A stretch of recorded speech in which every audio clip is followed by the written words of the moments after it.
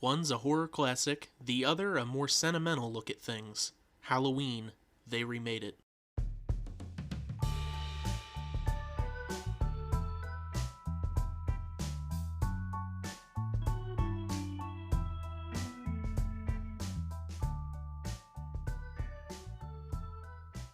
Hi, and welcome back to They Remade It. As always, I'm your host, Stuart. And I'm your host, Jacob. And welcome to a spooky Halloween episode. Ooh. Oh, yeah. That's not the film, it's because it's the holidays. It's October. Yeah, we're in the mood. I'm getting ready for it. I mean, I've been priming all month like I usually do, but... Oh, yeah. Like the cold weather finally hit, and all of a sudden I was like, oh, my power is rising. It's my time. That's the one thing... Oh, my God. If Halloween was in, like, August, I'd be set. Oh, man. If it was still hot... See, like, I don't necessarily like Halloween for itself. I just like that it's a major staple of fall. And so I'm just like, yeah, hell yeah, Halloween. But I like, hey, do you want to go trick-or-treating with us? Hell no. I'm just going to be here and I'm cozy. I have no desire to go out trick-or-treating. I just like watching there's some, like, I watch horror movies all the time. It does get a little more prevalent during October because it feels like there's more of an excuse to. But there's a certain feeling, I think, to watching horror movies while there's kids, like, running around outside and then the doorbell rings and you have to pause it. I actually like that. Oh, yeah, there's kind of that like, fun realness to it. Yeah, it's almost like watching something in a theater for the first time. Oh, yeah. It's the setting also helps. Mm-hmm. Yeah, I'll never understand people who are like, oh, going to the movies theater is so pointless now. We have Netflix. It's like, shut the fuck up. I mean, I would definitely go. I love the theater. I don't go to it as often because it's expensive. But and I ain't harping on that because everyone feels the same way, you know. I'm not breaking any new ground there, but it's true. I would go. Yeah. I would go like once a week if it wasn't that expensive, but I understand why. They got to make money somehow because less and less people are going because of streaming services. Yeah. And, I mean, just piracy, like, all that stuff. Mm-hmm.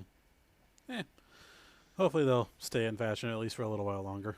Yeah, just a little bit. Yeah, but that's all I need. Yeah, on the subject of watching films, you've been watching anything interesting? I was actually going to ask you because I don't want to take up too much time, but I actually have watched quite a lot of things since the last time we did this. Well, I have kind of gotten into the spirit that I'm sure you have been doing. Watched a couple horrors. Nothing huge. I've never been huge on horrors. I've never liked being jump scared and shit. But I watched some of the big, like, I guess what could be called exploitation horrors. Like I saw the first two Saw movies because I'd always wanted to see them. They're pretty good. Like, you know, I'd seen like scenes float around like on YouTube before, and I would have been like, you know what, I want to see the whole of this, and it was pretty good. The first one was better. That's a movie that really prides itself on its creativity. You know, it's a page out of it's just a page out of the book of The Nightmare on Elm Street or Friday the 13th. But yeah, I do. Like, I think that probably is the word I would describe this. I guess the series as a whole is like it's very creative, if nothing else.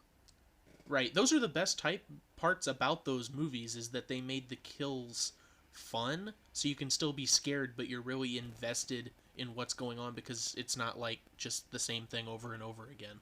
It technically is, but they vamp on it enough that you get invested, I think. Mm-hmm. And I like some of the twists and everything, like it was a recording the whole time twist in the second one. I thought that was really clever. Right. I haven't seen stuff like that before. Other than that, I also watched The Thing again, like the original one. Which one? There's a really old one. Not the really old one, the more recent one. The Carpenter. The more recent original. Okay. So the John Carpenter. Yeah. 1980. Yeah, it was John Carpenter, wasn't it? Yeah. Oh, okay. Yeah, the John Carpenter one. I don't remember the name of the original off the top of my head. It came from Beyond or something, but I think it was called the Thing. Like it might have been. Like I'm pretty sure it even showed up in one of the movies we're watching today briefly.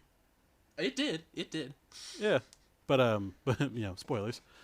But then the last thing I watched was this is a complete this isn't a horror one. It complete out of left field. The recent Ghost in the Shell. the live action. The live action Ghost in the Shell. It was awful.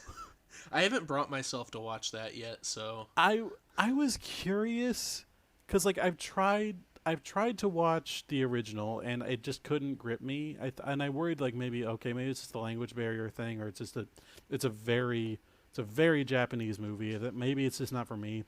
And I thought, okay, maybe if the somewhat westernized version, I'll be more into it. No, it was dull and weird, and the twist at the end with Scarlett Johansson. It's dumb. it's real dumb. Okay. I wanted to like it, but I was like, nah, this is just the Japanese one was better. I can even tell that. That'd be interesting. Consider that for the future as a special or something. Oh yeah, yeah. We probably could. That's actually probably a really good one. I like doing foreign films. Yeah. All right. And then there are subsequent American versions. Dragon Ball. Oh God! Never mind. Never mind. We're canceling this idea. Cancel the show. I think that live action My Hero just got announced a few days ago, didn't it? I guess I don't know. I haven't kept up with that at all. I just know it's an anime. Unless that was a faked meme or something, I'm pretty sure that's happening. Oh God! It's a confirmed live action everything at this point.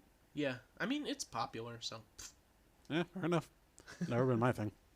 Yeah. But I'll let you go ahead and go on to your somewhat lengthy list. Okay, yeah, I'll try to keep it as short as possible, but I have a little bit to say on most anything. Sure. So the first two things, just getting them out of the way. One's kind of horror, the other's absolutely not.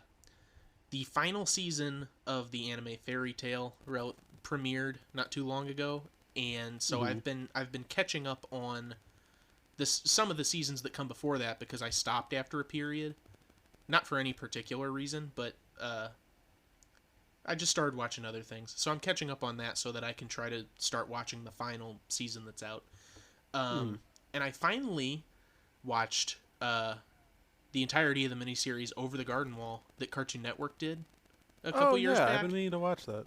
I had never How is it? I had never seen it. I watched it, and honestly, it's a miniseries, so it doesn't technically count as a TV show, but I think it's one of the best things that Cartoon Network has ever put on their network. Wow, really? I am willing to say that, and I've seen, I think, every cartoon that they've ever broadcast. Yeah, I was about to say, it's I've only ever seen, mostly the more modern ones, and I was like, coming from you, that's some high goddamn praise. Yeah, it's up there. It just has great feel and great storytelling. So now moving on to the movies, it's nothing but horror. It's literally nothing but horror films. I had a feeling. And all of them can be found on Netflix, because that's the best way for me to find horror films that I haven't seen, because it's pretty much just a dumping ground for them. Yeah, fair enough. So the first one is Terrifier, which is about a Harlequin clown killing people. Straightforward. You've seen that before, yeah.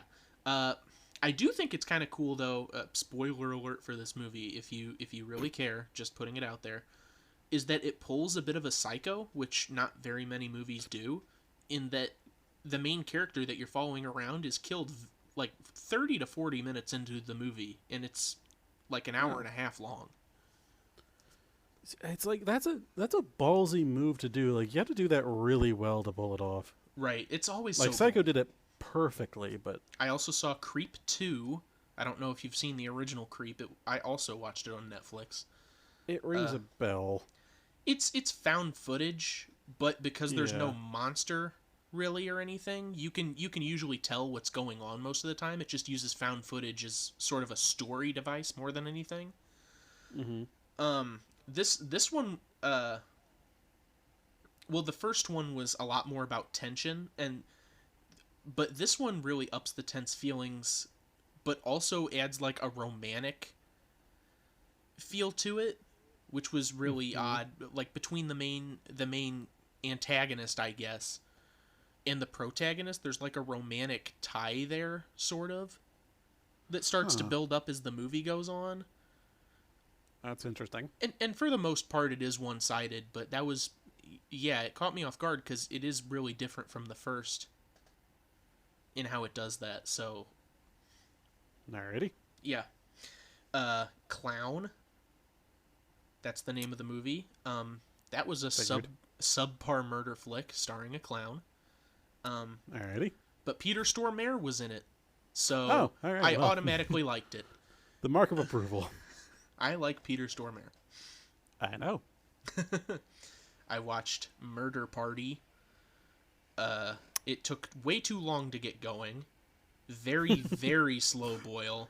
I love listening to you listing off all these what are clearly like, you know, pretty like C-level horrors and like giving these deep critiques of them. It's like these are so funny. It's just artists killing. It's like artists killing for the sake of art, which has been done before.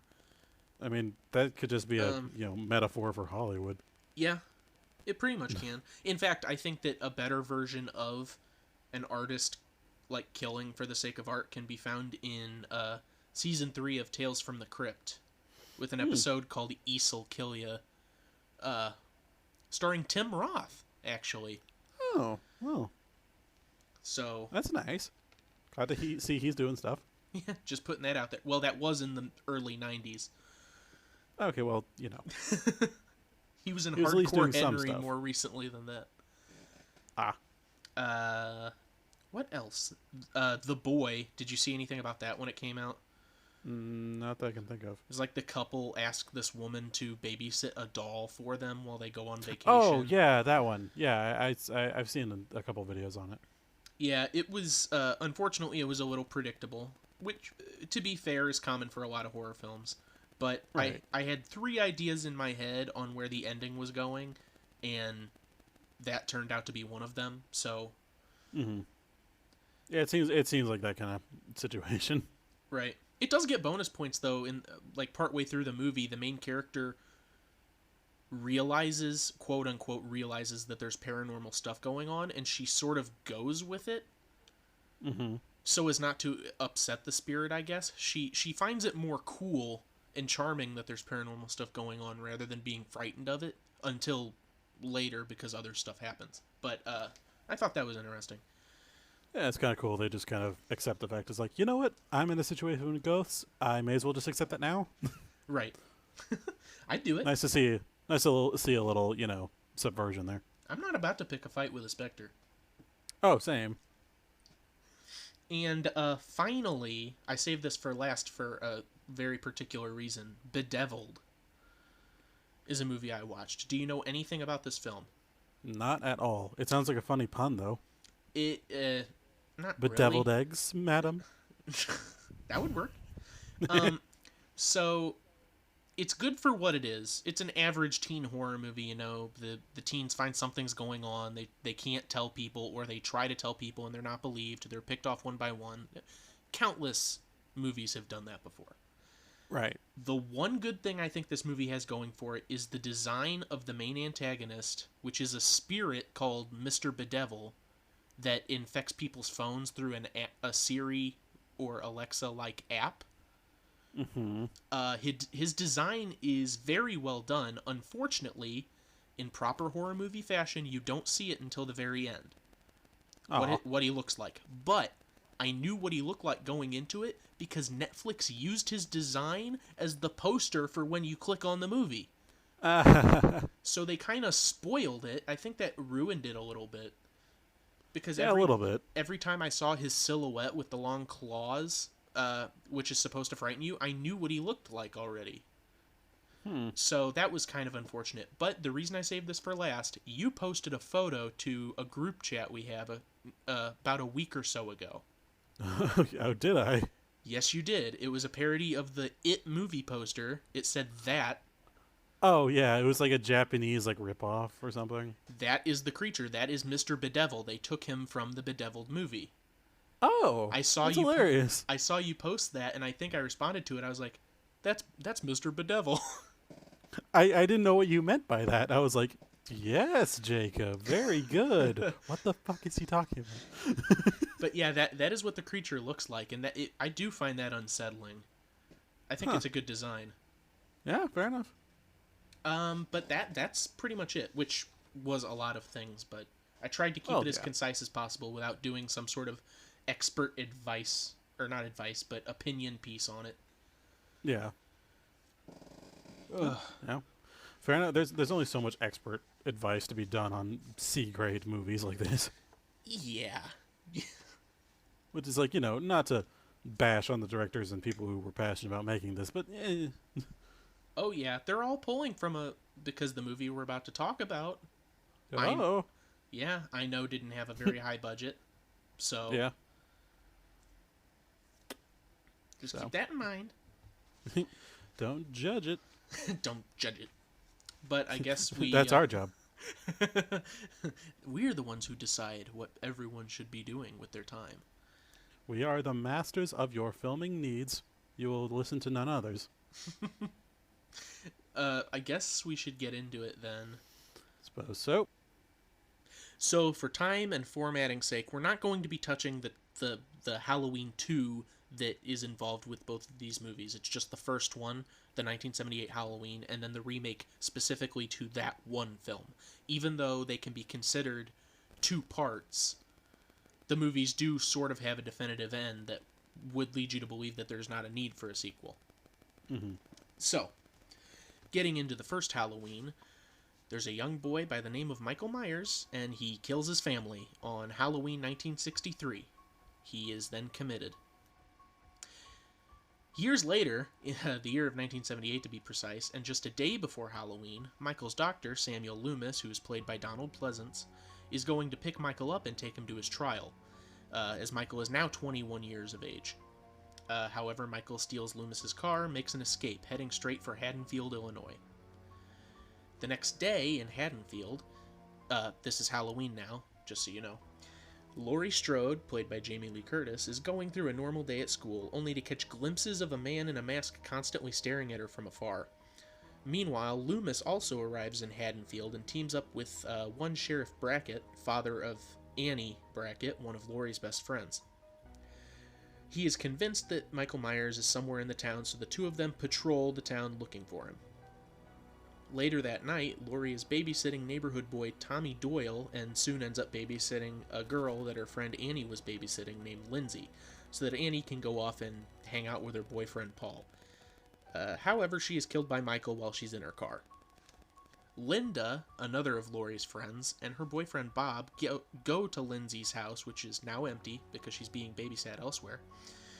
And Michael enters the house and kills them both right after they finish having sex. That's a staple for you. Whoa. That's a nice little horror trope getting born.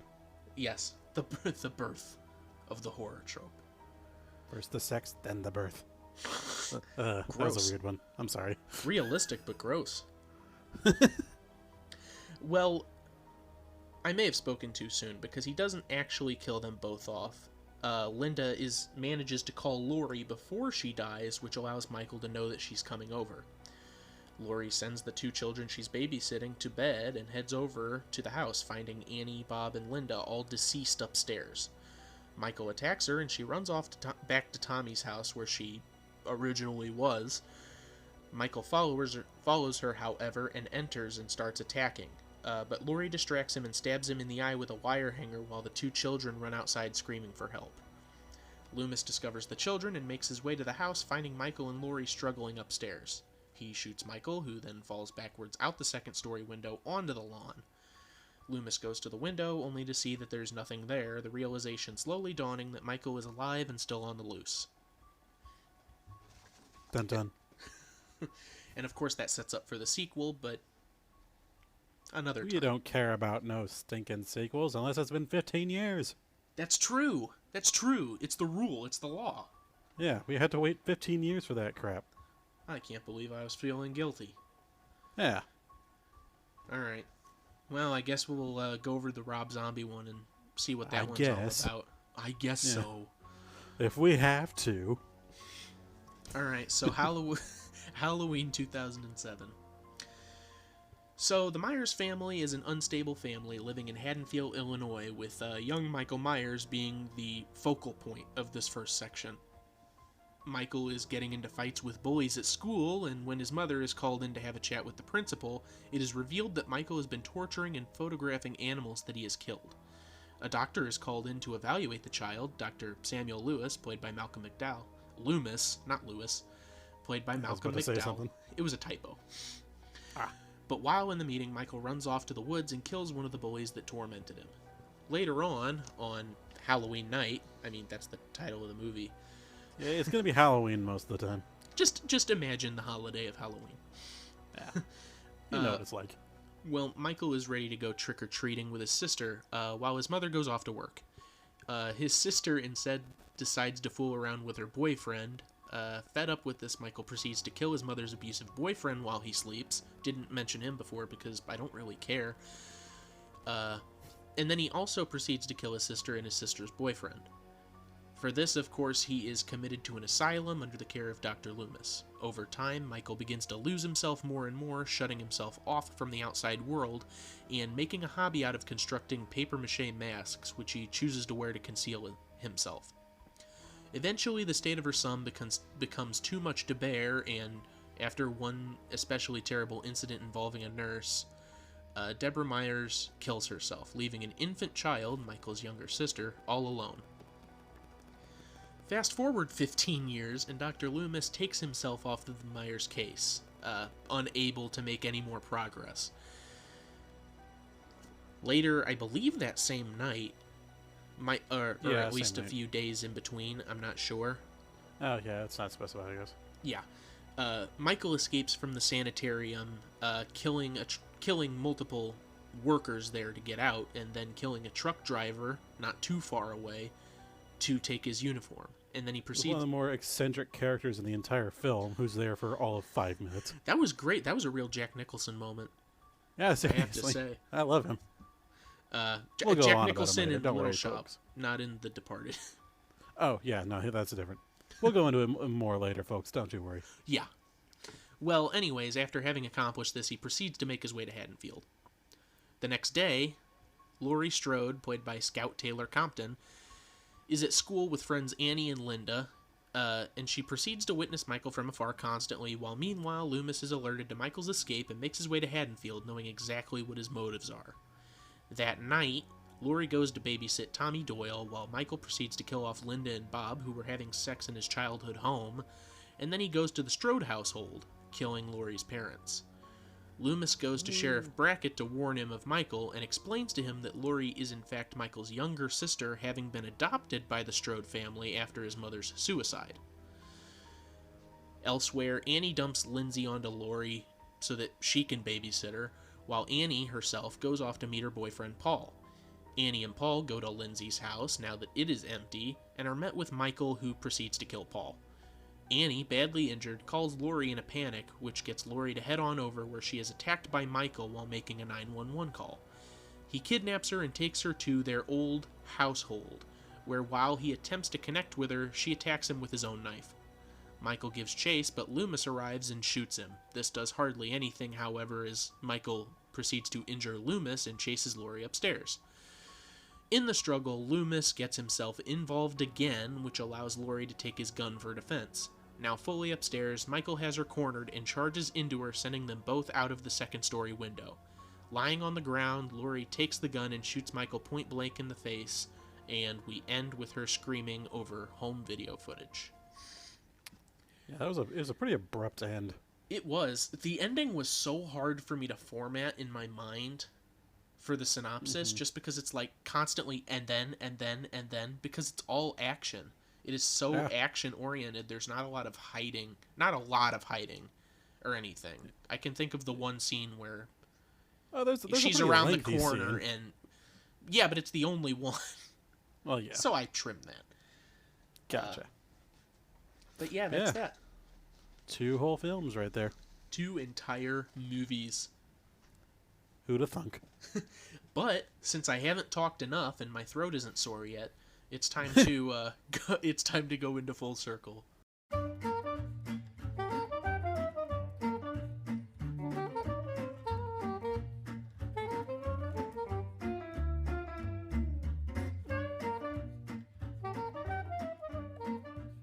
So there's not really any connections from the 1978 John Carpenter Halloween to anything, to Really? much of anything. Not anything substantial, but there was something interesting that I decided to pull, and that is, I hope I pronounce this name correctly, but I always run into this. A woman by the name of Joan Joseph was a costume jeweler and presumably just costume designer for John Carpenter's Halloween and for the 1969 John Wayne True Grit. Oh. So she was responsible for a lot of the outfits there. She wasn't Fair wardrobe, enough. but I guess she did design like jewelry and stuff. So I thought that was interesting. Not a whole lot of jewelry on display in True Grit, though. Not that I can think of. Eh. Anyway, moving on to 2007, there's more to be had there.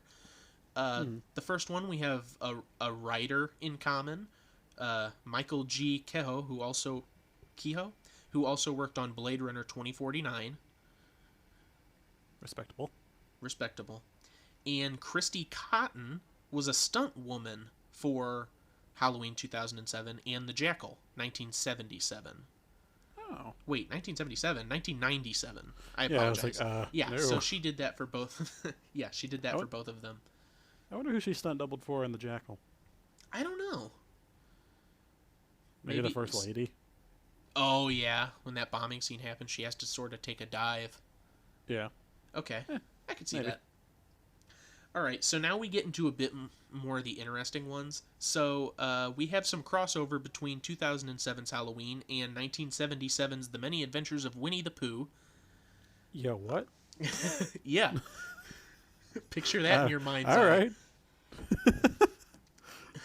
What did Tigger get up to before he made it to 100 Acre Wood? Well, what did Christopher Robin grow up into? He did not have a good childhood. It was all escapism. Oh, man. You watched Christopher Robin, you know. He went to yeah, war. Okay.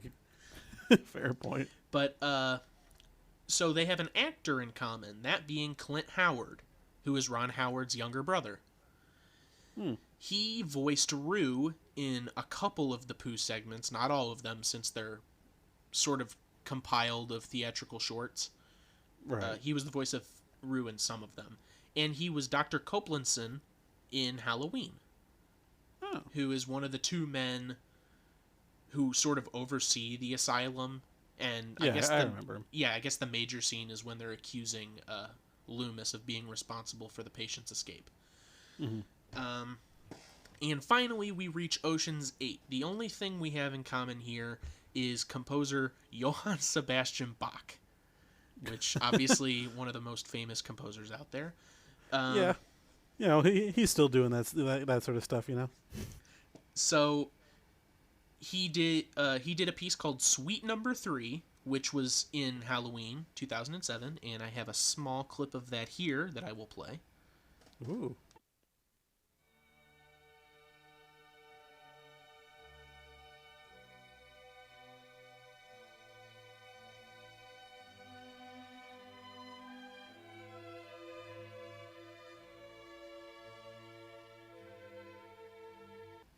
Do you recognize that? I mean, I recognize it, but like in the way that, you know, anyone recognizes a Bach piece, but I can't really place it specifically. Exactly. I don't either, and it says that it's in the movie, but that being said, a lot of soundtrack pieces are played in the background while other stuff is going on. So yeah, there's a lot of just diegetic background stuff. Right. I could easily be led to believe that it is in there somewhere. To be fair, a lot of my information does come from IMDb, which is fairly factual, but every now and again something slips through the cracks. So maybe it's not the case, but as far as I can tell, it is. Gotcha. But the piece that he composed that is featured in 2018's Ocean's 8 is Toccata and Fugue in D minor, which most everyone has heard in some piece of fiction or another. And I'll play a little bit of this right now.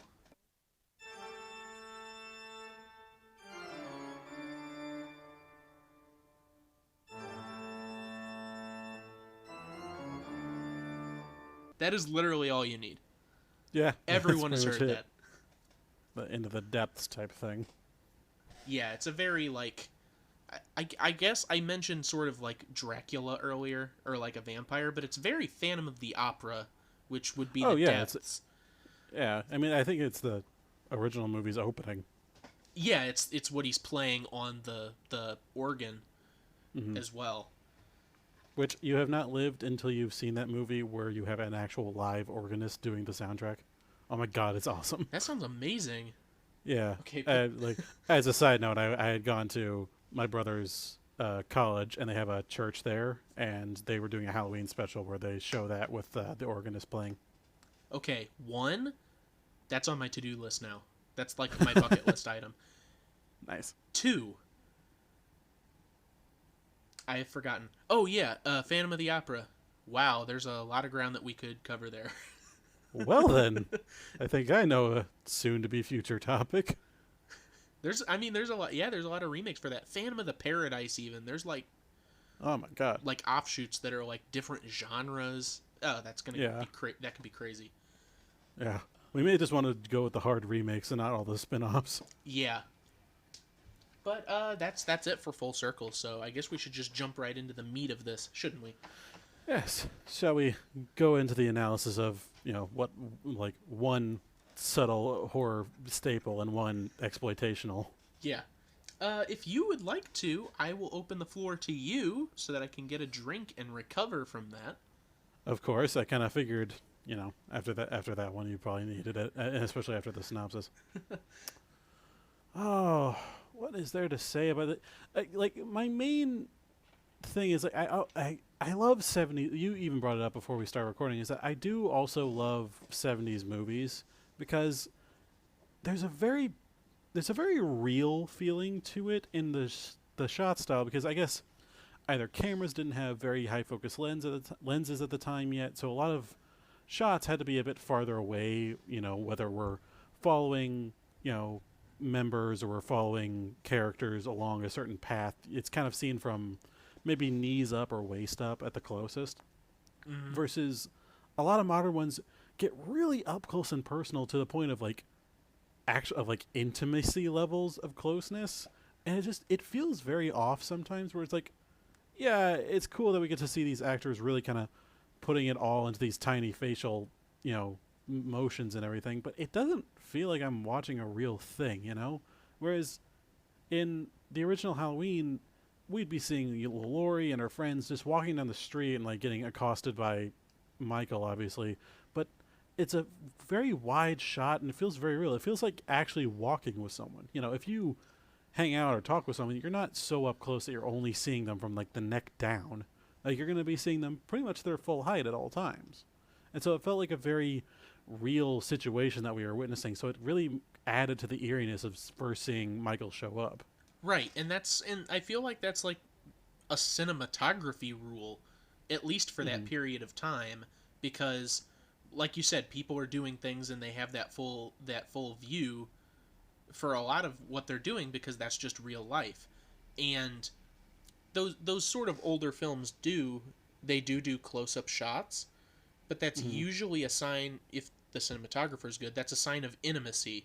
If you have two characters talking in private, or you have a whispered conversation or something like that, it's really intimate, so you get close, you tighten on the face or the head to sort of portray that or get more of that feeling across. Mm-hmm. But now you just got to see every individual nerve twitch that the actor can pull off. Yeah, which is like, it's impressive for in its own right, and for dramas and that sort of thing, it's actually very necessary. I think dramas are better than they've ever been nowadays. But when it comes to things like horror movies or even more action flicks, the 70s and like in my opinion to a lesser extent the 80s really got it right. Yeah, so it's you just kind of you lose that kind of real feeling of genuine tension whenever everything's already up close. Yeah. Another thing is color. Oh yeah, big time. Which I think that could go into more Rob Zombie style, but I'll go into that later. Okay, no, that's definitely a good jumping off point, so that we don't focus on one the whole time. But right. When you start out in film, you get sepia tone or black and white and then slowly move into like the early days of color, which is a transitional period. So they're easy to watch. I don't have a problem with them. But films of like the 60s into the 70s specifically, I think are the realest that you can get with sort of color and contrast, because before that point you have stuff like I already mentioned, and then after that point you have more editing effects and specific lighting styles or choices. Instead of, oh, it's deep, it's dark, let's make it darker, you have things like, well, what if the entire room was just blue and cast in blue light? Which can be cool, but that definitely takes away from sort of a realer feel. Yeah. And I think that's why I connect with films around the 60 to 70 era, or that's one of the reasons. Oh yeah, like one of my favorite movies of all time is Cool Hand Luke, and it's like the color and the style of everything. It just feels like you're genuinely just watching like a stage play almost, and it's just like, well, I mean, in the sense of, I'm actually seeing it live rather than I'm seeing a super dramatized version of anything. Yeah, and it just I feel like with Rob, and I think a lot of movies nowadays still do a good job of it. Sometimes I think HD picture can maybe get too full of itself, and so it kind of starts looking unreal, coming back around and looking unreal. But I think for the most part, a lot of movies nowadays are pretty okay with color contrast and editing. But Rob Zombie's style has always just felt very oppressive, which I guess which I know is the point. Like, he's the guy, but like, the man behind House of a Thousand Corpses and The Devil's Rejects is going to be a little exploitational. I was gonna bring up The Devil's Rejects. I actually really like that film. I've seen part of it. I've seen House of a Thousand Corpses. I haven't seen that one. I'm pretty sure it's the one that it's actually the chronological first movie to Devil's Rejects. Oh, okay. I didn't know. Yeah, we have homework. Yeah, I don't quote me on that though. I'm pretty sure though, because I think it's like, it takes place where all the clown people are, and like this horror ride or whatever. Okay. Yeah.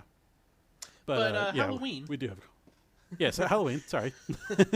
but yeah, it just kind of iterates the point of what Zombie kind of does, where it kind of ends up creating this weird disconnect between the tone, because it goes deeply, as we mentioned, it deeply goes into Michael Myers' childhood and everything to kind of build up this character, but it's such a brutal, like, assault on the eyes and the senses between color, sound, just images on the screen, that seeing this kind of like, realistic, like, showing of, familial abuse and like mental illness is like, it's trying to make us build up and root for Michael in certain ways, but for the rest of the movie, it's just beating us over the head with, oh, everything is freaking awful.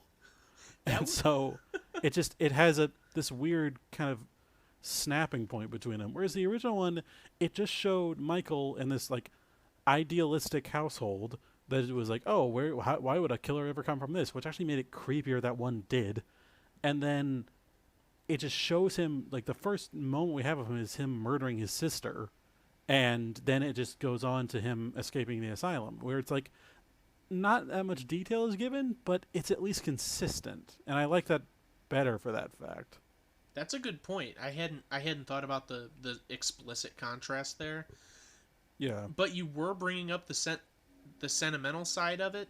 But so I brought up in the intro, I mentioned how the remake was more sentimental, and that's sort of my major like thought piece. I can't think of the proper word for this, but for when I was constructing my arguments for these films, or my like comparisons. central argument. Yeah, this is the very central argument for me, is how the remake is so sentimental to Michael's character, but then other moments it's not, and I can't tell if Rob Zombie is trying to depict him as a figure that you should be sympathetic for or not, because sometimes, explicitly in the beginning, he has a rough time, hard life with family and school, and then he commits this horrible action. Okay, we're kind of supposed to feel for him in that regard. But then they have other things where Danny Trejo is in the film for literally no reason,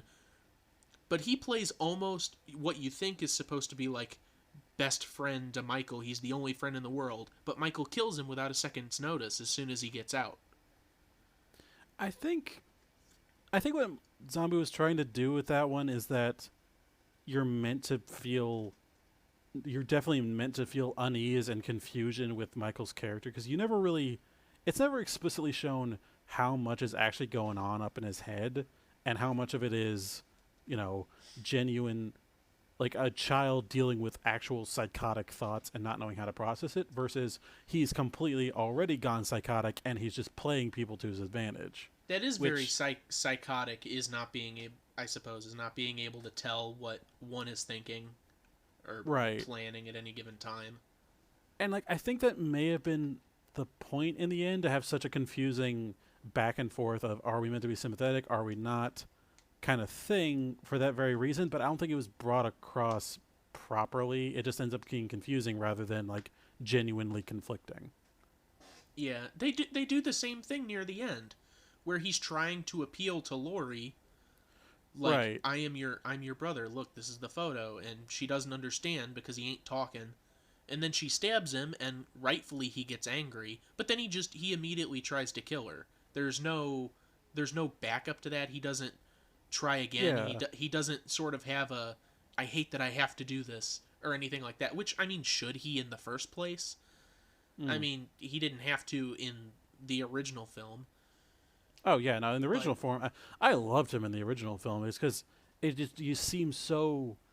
I just liked how he was portrayed better in the original film in general, because, he's just a young guy. He's a 21-year-old guy, and he looks like it. He looks like just some weird, vaguely out-of-place element in this otherwise fine neighborhood. And then, that's what kind of ups the creepiness value of it as it keeps going on. But then you see Michael Myers in the zombie one, he's a literal giant. He was the actor who played him was 6'8", and he's just a solid thick wall.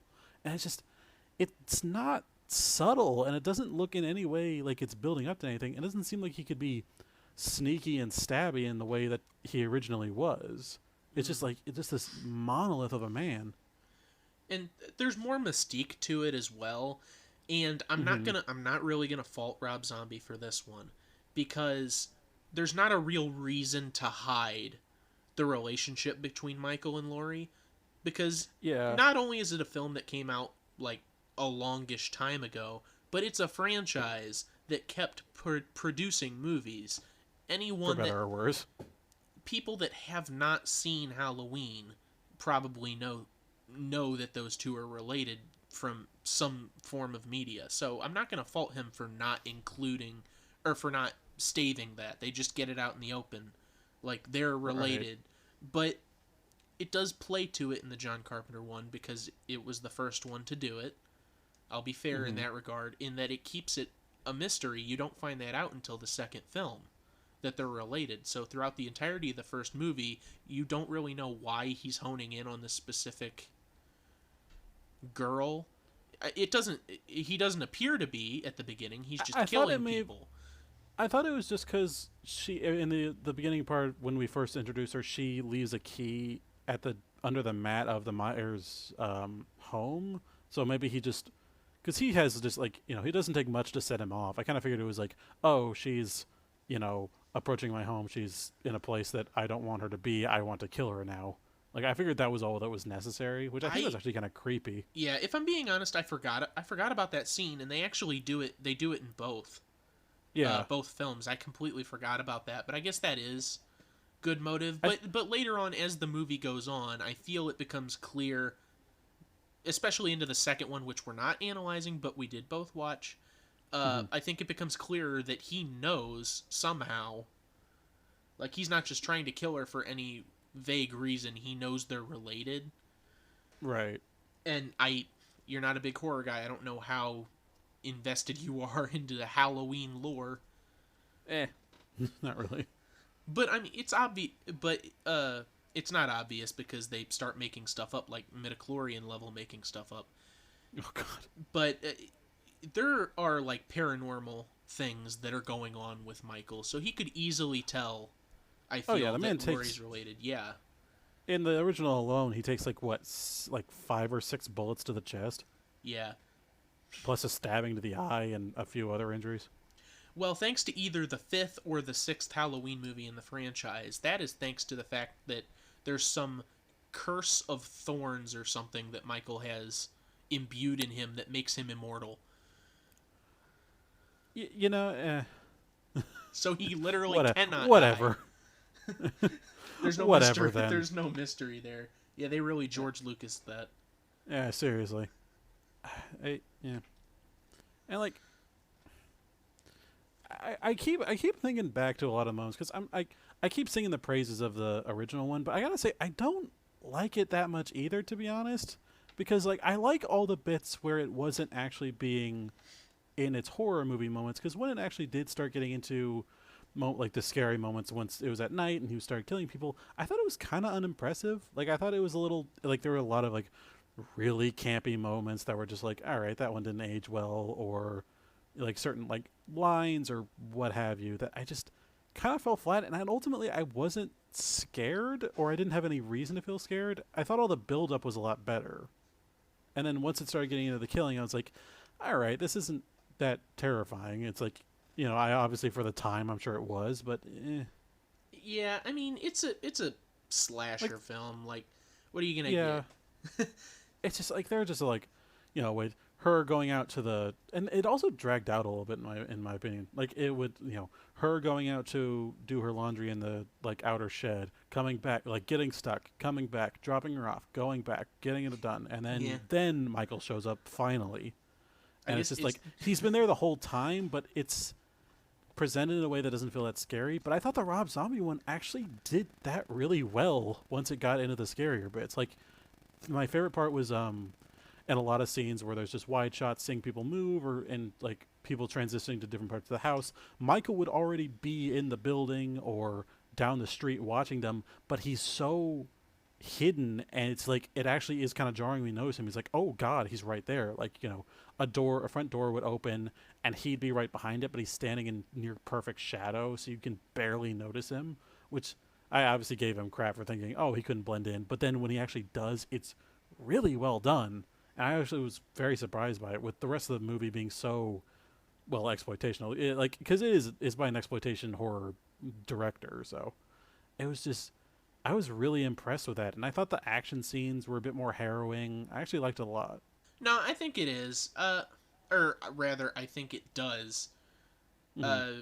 That obviously the franchise picks up a little more steam as it goes along, because Right. it has to find different ways to keep the audience invested.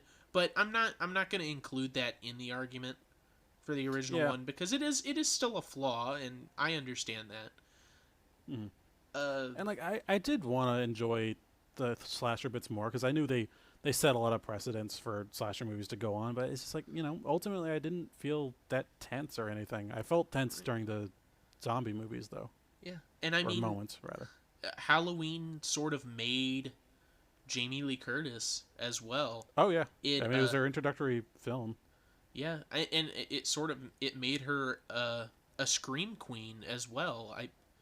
It was around this time, I don't know how soon after, she was already getting other slasher movie bits. She was in a Terror Train, mm-hmm. which I think came out around the time Halloween 2 came out, so she was already in 2 other slasher movies. So, and I guess I should mention, some trivia for you is that, Jamie Lee Curtis's mother, Janet Leigh, or Lee spelled Leigh,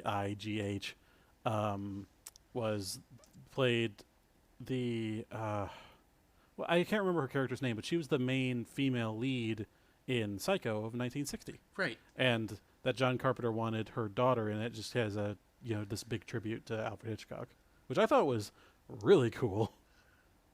And what do you know? Now she's in more Halloweens. Yeah. Apparently she hates horror movies, though. She doesn't care for them. But she has to do them.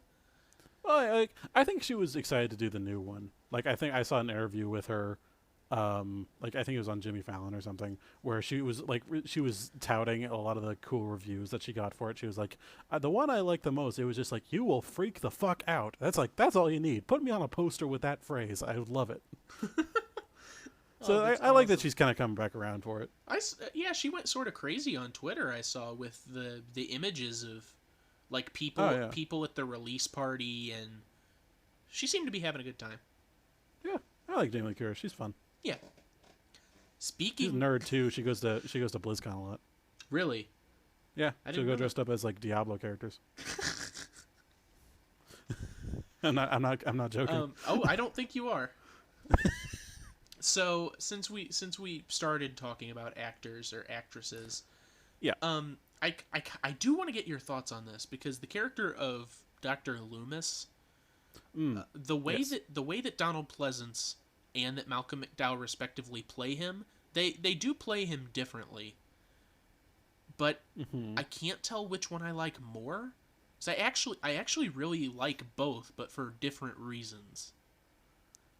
It's kind of a toss up for me, because I do like Pleasence, because he's a bit more no nonsense type, where he's just kind of he feels like he's stepped right out of a film noir, honestly. Like the trench coat and the revolver and everything. He's just like the kind of grizzled nature to his person. I loved him as a character. I don't know if I loved him as this character though. Like I liked him, but I think Malcolm McDowell did a better Loomis, because like he seemed more like an actual modern psychologist. Yeah, like even in situations where he may have seemed inconsistent, where he was like, "Oh, you're my best friend, Michael," and then he immediately turns around and talks about how Michael's a, absolute, monster, like with no sense of empathy or morals. But I think that's actually what a psychologist would do in that situation. He's trying to appeal in a positive manner to this actual monster of a man, and then going back around and being like, yeah, this guy's a monster. I do get that feeling from him. He has Malcolm McDowell just in general has that sort of highfalutin sort of feel to most roles he plays. I feel like he could pass off as like a thought doctor, and I think 25% of that, I just used the phrase thought doctor. Psychologist, you mean? Yeah, but I think I think maybe 25% of that for me is his accent. Yeah, but God, for a fact he was cast because of his voice, because it's just incredible. Yeah. No, it's a good voice. It is a good voice, and I do think he's a phenomenal actor, honestly. Oh, definitely. I like him in that role too. I agree with you. It definitely feels more realistic for that. He is sort of the psychiatrist trying to appeal, and then later giving up on Michael, and you get to see that sort of through line, because the Rob Zombie film has that prolonged introduction, which at that point it's not really an intro, it's like half of the movie. Oh yeah. And I should just say, because I forgot to mention earlier, apparently that had taken shape because the original Halloween, for it to get a TV edit, I don't know whether or not it was added or not for certain, but apparently it was at least suggested that they needed to have more on-screen time of showing Michael in the asylum, so they could cut out a lot of the more gruesome deaths, and they had to fill up the rest of the runtime with something. And so I want to say that they actually did, and that they had gotten at least Donald Pleasence to come back in to do a couple extra scenes, but I have not been able to find those scenes specifically. I was gonna say, I wonder if there's a release out there somewhere, like on someone's VHS or something, that they taped over. I'm sure there is. I didn't search too hard for it, because I had seen it kind of after the fact when I was doing my notes, but that was a thing that was brought up, and that's apparently where the original idea had stemmed from, to do a period inside the actual asylum. Okay, I'd like to see that. Yeah. No, but like I was saying, I agree with what you're saying about Malcolm McDowell, and I do think he's a fine actor, and I think he's good in the role, but I don't want to leave my boy Donald Pleasence hanging, you know what I mean? Because he appeals to me because he doesn't feel more real as a doctor. He feels more real as a person. He gets so easily frustrated, and he's clearly scared the whole time. He Oh yeah, doesn't. that's a good point. He knows Michael, but outside of that, he doesn't know what's going on. He's trying to convince. He was trying to convince the police, or I guess the sheriff mainly, to go with him, and that's a scene that's mirrored in both. But I feel like in the Rob Zombie one, it sort of gets off easier. Just because he's like, no. He's like, you have to come with me because Michael's in this town. He's like, I don't believe you. And then he's like, all right, now look at the cover of the book while I tell you. Michael's in this town. And he's like, oh no, Michael's in the town? And then they leave? Yeah. And you can't really get the sense of fear from Malcolm McDowell's character because, like, I get this. It may just be a holdover from the Clockwork Orange times, but Malcolm McDowell just does not appear to be afraid of anything. He's just a stone cold, like borderline psychotic type. He's clearly afraid of all of those movies they were showing him, all those that footage. Well, yeah, but that's pretty much even there, he kind of just seems more like, yeah, this is interesting. He doesn't seem scared so much as just like done with that crap. Yeah, I mean, I'd be upset if my eyes were pried open by anybody. Yeah, seriously. But yeah, like I definitely do agree with you to that point. But I still do think McDowell did the better Loomis, at least just as the overarching character. All right, I'm going to chalk this up as I'm still indecisive. Fair enough. Or indecisive. What is wrong? Whatever. Yeah. What is wrong with me?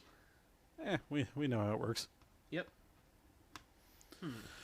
Yeah, there's so much, like, this was a toss up with like going back and forth on my opinions of both these movies, because after the first few moments, like, I guess I'm probably going to talk about Michael as a character now, but it's like after the first few moments of watching the zombie one, I was kind of down to immediately be all for the zombie one over the original, because I thought, at least for the opening, it was just kind of there and gone, which was still creepy, but I did kind of like how it was starting to go like, oh, we're actually showing the deeper psychological issues with Michael, but then it kept going for like very long, 45 minutes, and I was like, all right, I want to enjoy this more than I am, but it's also just beating over the head. It's like like I said before, this whole movie is an assault on the senses, and it really kind of broke Michael's character for me, because I loved the idea of the Myers family being this actual really idealistic household where, oh, the sister is like hanging out with her boyfriend where she shouldn't be, but whatever, like having some like upstairs fun or whatever the fuck, and then Michael just straight up goes killer, and you don't even see the reveal of Michael being a child until right there at the end of the scene, which I loved. Yeah, that entire scene, I thought, done. Yeah, that entire scene was just incredible. Like the tracking camera, having the mask over. There's always like that funny moment of why is he staring up at his knife as he's stabbing his sister, like just to kind of show the knife moving. Yeah, but I thought the entire scene was masterfully done. It's just, and then it revealed it just this idealistic household and this little kid. That's what made a psychopath. That's insane. That really kind of shows this isn't necessarily outside forces that can be justified. This is just a maniac in a kid's body waiting to just break free. And then it kind of goes into, with the Rob Zombie one, there's clearly already something up with Michael, but it's just, every single thing is just against him to the point of, all right, I can honestly believe, no matter, like, without a shadow of a doubt, this guy's going to go crazy. He could have the most well-balanced chemistry in the world. He'd go freaking crazy with what's going on there. Yeah. Just like abusive stepfather or boyfriend, whatever. Asshole sister, crappy life, getting bullied all the time, and just all the stuff on and on and on. And even going into, the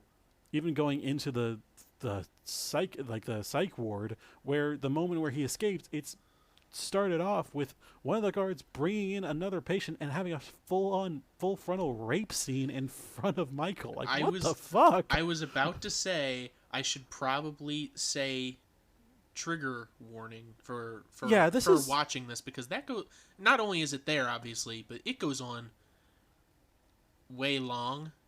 Yeah, like I'm sure I can't remember if we brought up before in the past, but I know you've said in the past, and I've agreed with and I've said a similar point, is that rape's fine for like a character point, for like making a dramatic character, but for having just a full on just on screen moment of that was just unnecessary and just creepy. Right. And when we say that, just so words aren't yes, I don't mean to speak for you. No, for what you said too, just because the way you worded it was a little, I don't think it's fine. I don't think it's a good thing. Obviously, you'd have to be psychotic to think that it was, but for storytelling purposes, I don't think that stuff like that should be kept out of movies, because it is something that is very real and is very and is very horrible. Yeah, it's one of the worst crimes that can be committed. It's just, right, but to put it on screen like that, it was just I felt sick. It was very long. Yeah, and unnecessary in that regard. And just it was so just like there's exploitative moments, and then there's just seeing what you can get away with at that point, honestly. Mm-hmm. So it was just like moments like that where I'm just like, all right, I get it. Like there's a lot of exterior, nature versus nurture things that are making Michael this monster. You can lay off, God. And Rob Zombie does a really good job at making characters unlikable, because I don't think I liked. There were like 2 or 3 people that I liked in the entirety of that first half of the movie. Yeah, almost everyone you can hate easily. I even hated the principal. I just think they're all terrible people. It's like I kind of hated Lori. The baby? Honestly. No, the adult, like the teenage Lori. Afterwards. Yeah, like even she was kind of a dick. Yeah, no. Even the kids at school, obviously he's a bully. But why? I don't have a problem with swearing or vulgarities. But if your movie starts to sound like the script was written by Seth Rogen, then there might be too many in there. You might need to take some out.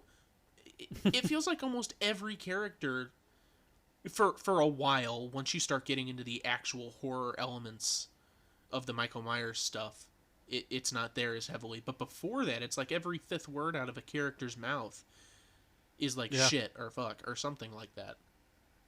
Another good stereotype for that would have been a Tarantino script. I can definitely see that now. Yeah. With the amount of times he used the N-word in Django Unchained. Specifically, yeah. Yeah, for that very reason. I guess it's just easier to see because, like, Tarantino will sprinkle with a very large hand, but right, like he's very he's very like pop moments, like everything happens at once, even including in dialogue. Right, but Seth Rogen will like create phrases. Not to heavily hate on the guy. There's some stuff that he has done that I do like, but he'll like thread together like 3 or 4 of those into one long phrase. Right. And then he'll put that everywhere. Yeah. And it's harder for me to watch that. That does get a bit much. Yeah, I do get what you mean. Just, every freaking character in this is just a dick. And like it felt like that goes back to the kind of more real feeling of the original that I enjoyed a lot. It's like these feel like, teenagers and adults, they're acting in these situations, and even like Dr. Loomis. And it just it added a nice little, like bit of suspense to when everything was building up. It's still just a toss-up for me, though, because every time I think one movie does something good, I think the other movie does that very same thing badly. And it kind of comes down to this balancing act of, do I prefer it to be this movie with a good build-up, or do I prefer it to be a movie with good action? So it's like, it kind of depends on, I guess, the point of view. Yeah. If we're going to talk about point of view, and I'll get into this a bit later as well when we're talking about replacement films or other films to watch as well. Right. But I much prefer in my horror movies for them to be slow burn, really suspenseful, not straight out scares, but the kind of things that will keep you thinking at night, just make you uncomfortable or unsettling. That's what I prefer. Yeah, I think that makes for just better horror in general. Right. And I think that's why one of the reasons why I prefer John Carpenter's version to Rob Zombie's, because they definitely both do stuff well, but as a horror movie, I prefer the John Carpenter one because I do appreciate the more build up, and maybe it's because I've watched a lot of films in that genre, but me as a person, I don't get bored waiting for stuff to happen. Yeah, I can hardly say that I get bored necessarily, but like there is a certain point I have to go. All right, there's a lot of build up and not a lot of payoff in a lot of these situations. It's just kind of like I'm not really sure what I'm here for. Yeah, There's slow boil, and then there's just making hot water. Right, and I guess I take payoff in a very specific way, because payoff for me doesn't have to be Michael attacking someone. Payoff for me could be uh, Annie's taking out the garbage, and while she's taking out the garbage, you see the figure like moving across the yard in the background, because he's there, and that sort of counts as build up. But Michael as a character is like the shadow. They don't refer to the man who wore the mask and the suit in the credits as Michael. They refer to him as the shadow. Huh. Because that's pretty really much cool. what he was. Yeah, that's a good point. So I just view it differently in that regard, which Right. And I think a lot of it comes down to like I don't even hardly consider the like the zombie one. It's almost weird to consider it a horror. It feels just more like an action thriller, you know? Because there's not a whole lot of build up, save for like the moments right before action happens, where you find Michael in these corners or these areas that you have to look for him to see, which I still thought were really well. And I noticed them in the original as well, but I kind of prefer the moments in the zombie one. right. But I, and so like I think in that regard I do actually end up enjoying the zombie one more, cuz I think it really does this creepy character a bit more justice. Like for what it is, I think it does it better. I think the character as it's done in the original is very well done, but I kind of prefer the action and the ultimate payoff of the zombie version. Not even really sure how to put my finger on it. It's just I think for all the just brutal beating you over the head build up, I think it's a very appropriate payoff whenever the action scenes come into play. And I think just if you're gonna go all out, you may as well go out the entire way. And I just kind of enjoy that for what it is. I see what you're saying. And to answer something you were sort of saying, it's not. You're right. The Rob Zombie one's not really a horror movie, but these days anything will be branded a horror movie if it includes like a slasher, or if there's gore. Like the Saw movies, which you were bringing up at the top of the podcast, aren't horror. They're like suspenseful thriller films, but because there is mutilation and violence like that, they're classified as horror movies. Yeah. Which I think I actually remember there's actually an old actual facet of the English language that there's a difference between horror and terror. I think horror is meant to be like revulsion at a horrible thing, and terror is a more immediate being shocked moment. The horror versus terror, I guess, but I'm not positive. It may be the other way around. That's it. I think you hit the nail on the head, just because the I don't know, the horrible thing. I don't know. It sounds right. It sounds like the word was derived that way. Terror seems a bit more like whereas horror is like ugh. Ugh. So, I am gonna give one thing to the Rob Zombie movie. Grizzly? And what? Oh, the trucker. No. Yeah, the trucker. I thought you were gonna give, since he had the like you said, the Nicholson moment. Yeah, that was interesting. Yeah. Didn't leave. For those of you who don't know, he ends up murdering this equally sized black trucker guy by the name of Grizzly, who's just this fun little character. It just he like takes his like jumpsuit from him and everything.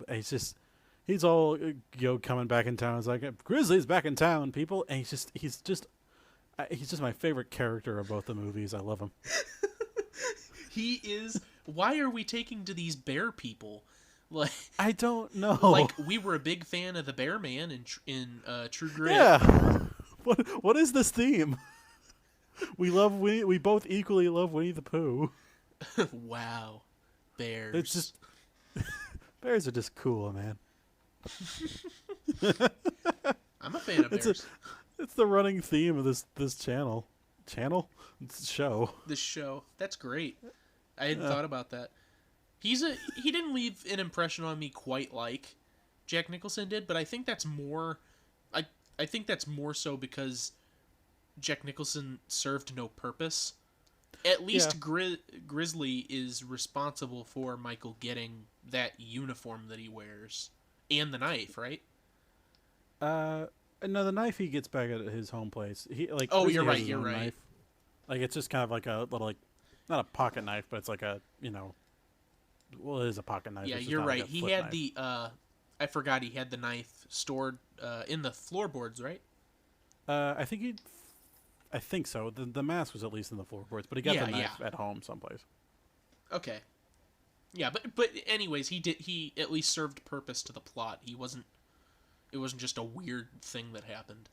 Right, it wasn't just a nice non sequitur. Yeah. But no, what I was going to say, because I never forget, it was sort of a nice touch at the very end. She starts to scream after she shoots Michael in the face, and then instead of cutting to black or like cutting to the credits, it does cut to that home movie footage. And I like the fact that her screaming is sort of the video that's superimposed over her screaming is her as a baby, I guess, laughing while Michael's holding her or is right next to her. Right. Cause that was a nice little one. Yeah, her mouth is like just wide open and she's squirming around while the screams are coming out. So it's sort of like connecting the old Myers child to this new Laurie Strode character. Almost like she realizes now. Yeah, that, like she had a repressed memory or something. Yeah. Yeah, actually, I do like that. It's kind of an interesting way to think about it. I like that a lot. Yeah, I think it ends a bit more definitively than the original one. Obviously, the original one ends with just Michael being gone. But Yeah, it ends definitively in that if they hadn't made a Halloween 2, it would have been fine. Yeah, it just would have been like a creepy, like he's always out there. But of course, they did make a Halloween 2 because the original Halloween had a Halloween 2, so they had to follow that plot up. Yep. Which, by the way, this is, I don't know if you know this or not, I feel like it's pretty common knowledge at this point, so it's not really trivia. But for the original Halloween franchise, you were saying, I don't know where you read it or if you read it, but John Carpenter wasn't necessarily on board with doing a second Halloween movie. I read that when I was doing a bit of research. It wasn't a specific trivia thing. Right. Yeah. And I know that they wanted Halloween, because of the success of it, they kind of wanted it to be an anthology series. Right. Where the films that would come out each have a different story, and the only through line is that they all occur on Halloween, or on Halloween night. Oh, so it's kind of like an early trick-or-treat thing. Yeah, exactly. So they ended up doing Halloween 2, but they kill Michael at the end of it. Right. So that's an end to his story. Yeah. Yeah. And then the next movie that comes out, Halloween 3, I don't know if you've seen it. I have not. I actually have it here in front of me because I have all my movies like right next to where I do this. But Halloween 3 is the only Halloween movie in the franchise that doesn't have Michael Myers in it. Really? because they actually went through with the anthology thought. It's called Halloween 3 Season of the Witch, and it's actually Hmm. about a company that manufactures masks, and there's nefarious things going Oh on. yeah, I've seen some like expose, like, well, not expose, but like some videos analyzing the differences and stuff. Right. But it didn't do very well because audiences thought that Michael Myers would be in it. So they came out with Yeah. Halloween 4 and Michael Myers is back and he's been in all of them ever since, Yeah. which is kind of unfortunate. I actually like Season of the Witch a lot. I do So, like that a few of those kind of things have come out more recently, like VHS and Trick or Treat. Like I thought those were like I've seen Trick or Treat. I thought Trick or Treat was really good actually. But I like that that's become a trope, or well, not a trope, but a trend, I guess. But to do more like especially with VHS, where it's like each an independent director making a short film, and then them getting compiled into this kind of, admittedly, a slightly flimsy plot behind it. But I actually thought it was still pretty cool. right. And we had that in the late 80s early 90s too with Mm. Tales from the Dark Side and Creep Show and then Right. Creep Show 2. Uh Tales from the Crypt was big, so they started putting out movies like Bordello of Blood and Demon Knight. Hmm. So they And obviously picked up. there's something. And Sorry. obviously there's something to be said of Twilight Zone. Obviously. Yeah. So they were doing sort of the anthology things that Halloween could have done, but I guess audiences just aren't a big fan of those because if you see an anthology movie, it's either an old movie that didn't get follow ups because people didn't like it, or it's pushed immediately to direct to DVD, direct to video, or it's put on a streaming platform because I guess I don't know why, but people aren't big fans of the anthology formula anymore. Yeah, that is interesting to see. I think it's maybe like people like prefer a single definitive story versus like a bunch of kind of otherwise disconnected moments. I guess so. Hmm. Well, that was a big analysis that I Yeah. I didn't intend to go into, but I'm glad we went there. Yeah, I mean, I'm glad, I didn't know that about the Halloween film, so it's cool to kind of go into that. Yeah, just a little more exposure for Season of the Witch. Yeah. Go see it. You might be surprised about it. Go out and see it in theaters. It's showing right Yeah, now. in theaters. They re-release a lot of things nowadays. What's the That's hold on. exactly why we have a show. What's the day today? 26. So it's 5. Yeah. So 5 days to the 31st. Yep. 5 more days So, to Halloween. Halloween, Halloween. 5 more days to Halloween. Silver Shamrock. And that's all I'm gonna say. all right. So do you have any final thoughts on this? I mean, not really. Not that I can think of. I like definitively. I do think I prefer the Rob Zombie version. But let's just say I'm not a huge fan of horrors in general. But I just think this one's kind of interesting. I'm sure that's gonna annoy a lot of people. Like, what, he prefers the zombie version? Because I've seen it has a lot of hate. Mm. But I just think for what it is, I think it does it really well, pretty well. That's fair. Y- And I mean, And I don't really have any replacement ones this time. I know you said you were gonna have a couple. I actually do. Before we get into replacements, what was your favorite shot in both of Oh, these? and in each of those, the favorite shot in the first one is definitely that starting tracking shot of like Michael going up to kill his sister. Mm. And then there's a really cool shot early on in the. Actually, I like a lot of the moments where it shows young Michael like on the black and white film reel being talked over by Dr. Loomis, like talking about like how Michael is degenerating like in his mental state and everything. I thought those were pretty cool. They're pretty creepy. Like just kind of building up like, oh yeah, this like for all the progress it seems like there's always like 10 steps back. I always thought that was kind of cool. So Yeah. I like those moments. All right, cool. I guess For you? for the original one, it's really generic. Just because I think it's the sort of the definitive Halloween shot, but it's the one where she's sort of reeling from just having struggled with him, and he's lying on the floor in the background, and he sits up. Oh yeah, that one. Yeah, that's a pretty good one. I think that's like the premiere of what I was talking about earlier, where the shadow's just sort of in the background. I think that's the peak of those. Yeah, like the epitome. Yeah, yeah, the epitome of that when that happens. Mm. And to be honest, my favorite shot in the new one would have to be, I think, because there are a lot of good shots in it, and Oh yeah, it's very well shot. I do like all of the documentary stuff that's going on, but it's sort of a toss up between the ending that I was talking about, where it's that sort of home video footage. Because the more and more I think about it, the more I realize how it's not really about Michael. It's trying to connect Lori to this past that she has. But also, I really like the shot where Loomis, Malcolm McDowell's Loomis, is at the podium with the picture of Michael sort of like looking down with his brow behind him. Oh yeah, where he's doing that lecture. that yeah, I've seen that shot around a lot. That just seems like if the movie had done like any better or slightly better made, that would have been like such an iconic shot just throughout time. Like, Yeah, that's just like just to see this, very stark comparison between the two. I agree. Yeah, it's got to be one of those two.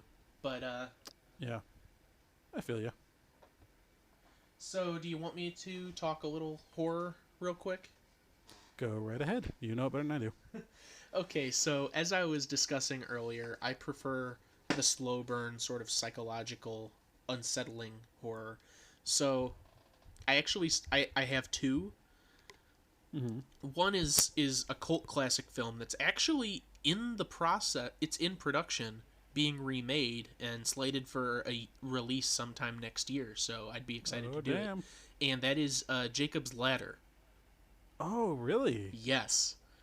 Wow. I know you Didn't know probably they would be getting a remake. Yeah. I mean, I've seen part of it at least. I at least know it from reputation.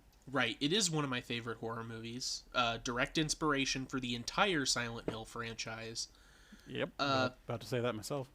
It's a great psychological horror movie that relies more on scaring you with possibilities more than the actual reality of things. It has weird music that underscores events, and strange figures and voices throughout the movie will like plague the main character and by extent the audience without having to resort to like having something jump into frame and scream at you. Mm. It's definitely more unsettling than flat out scary, which is why I like it more. I think. Oh yeah. Yeah, one of my favorite moments in that movie is when he's in the hospital, and I talk about this moment all the time. Something off camera whispers something audible. The audience can hear it. I don't remember if you can actually. I think it's like golden or stay golden, like the Outsiders thing. I think it's something like that, if memory serves. But it's just this weird whisper coming from the left side of the screen, but you don't see anything because it's focused on the main character's face. I can't remember the actor's name. And he like Dufresne. Yeah. he turns toward the camera and he makes this grimace like he sees something horrible, but you never see it and they don't bother showing it to you because it's not important. Mm-hmm. Yeah, that's pretty cool. Yeah, it's a great movie. And the second one I have is The Last Broadcast. Now, same thing you're saying, probably get flack for liking the Rob Zombie Halloween. Not a lot of people like this movie. Not a lot of people like The Last Broadcast. Really? People call it amateurish. They say the acting's bad. And they say that the Blair Witch Project did it better when it came out a year later. Oh. But I prefer The Last Broadcast for a couple of reasons. Just basic synopsis of it is it's a found footage horror film documenting 3 individuals who are searching for the Jersey Devil. Great. Yeah, that sounds almost point for point like Blair Witch. Right, but here where it starts to get different. It came out a full year before the Blair Witch Project, and it doesn't get the credit it deserves because it does take place in a forest, and it does have the found footage aspect going for it. but it plays out less like a series of video recordings that are just stitched together, and is more of a fake, like, PBS documentary that is about the disappearance of these individuals, and then it has the found footage thrown into the middle of it. It's pretty cool. It's like a PBS special documenting these individuals' disappearances. It has a narrator, like a British sort of narrator, talking over it. Right. Like, these are the Pine Barrens, and this is... So it's not just video cameras of people, or video footage of people running around. Just any shot where the narrator is calmly talking over huge wide shots over the seemingly never-ending Pine Barrens, it just gives me chills every time I see something like that, because the voice is so soft and you see the woods and you know something happened there, whether it was paranormal or not. Yeah, I feel you. I need to go see that then. Yeah, a lot of people hate it, but I really like that movie. All right, good to know. Yeah, but I can honestly say I don't really have any replacements for this one. I kind of figured you would have replacement ones for this very reason. I've tried to get into horror more, and I've seen a lot recently, but it's like, still not really my deal. Right. I'm glad. I actually am glad that you've seen at least part of Jacob's Ladder. I would suggest you might have a problem with the acting. I really didn't, but I would suggest checking out The Last Broadcast too. I mean, like, pretty much every older film's going to have at least some campy acting. A lot of modern films going to have campy acting. I don't mind it too much. All right. So, yeah, I will have to go find that. A lot of stuff to watch in the next 5 days. Sounds good. Whoa, next 5 days? What are you saying? Well, I mean, I want to get it done before Halloween. Ah. At least for the season. I'm going to be watching everything on Halloween. Ah, good point. I have no idea what I'll be doing Halloween, so who knows? All right. I guess we should sign off. I believe so. Do you want to give down the usual rundown of social medias?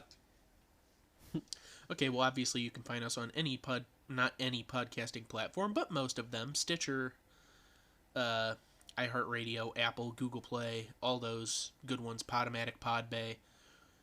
We were on Spreaker. I think our stuff is still up there, but they had some sort of threshold that we ended up crossing, so they won't put any of our other stuff up there unless we subscribe to a payment plan, and I don't want to do that because we're already using Anchor, and we're based out of Anchor, which is free. We're Anchor purists, damn it.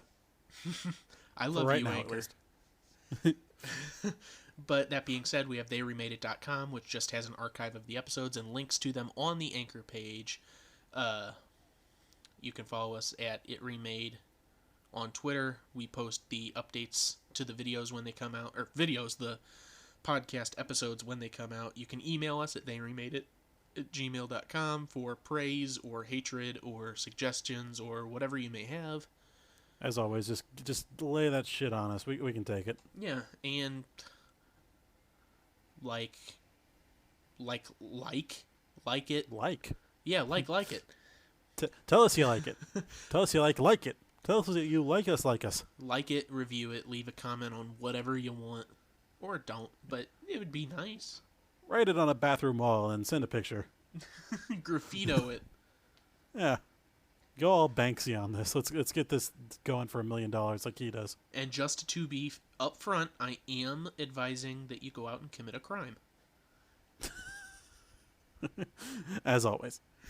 All right. That's all. Yeah. I think we're about done for this little Halloween moment. That was pretty As spooky. always, I am your spooky host, Stuart. And I'm Mr. Bojangles Jacob. Yeah. Coming to you live in Screamo-Vision. Scream. All right. Take care, people. Bye.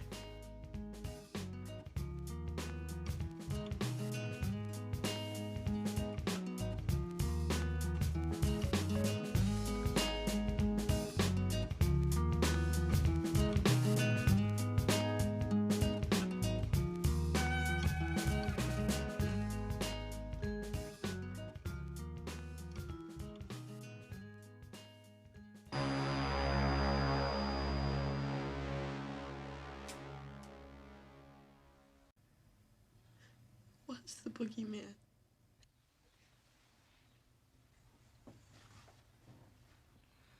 As a matter of fact, it was.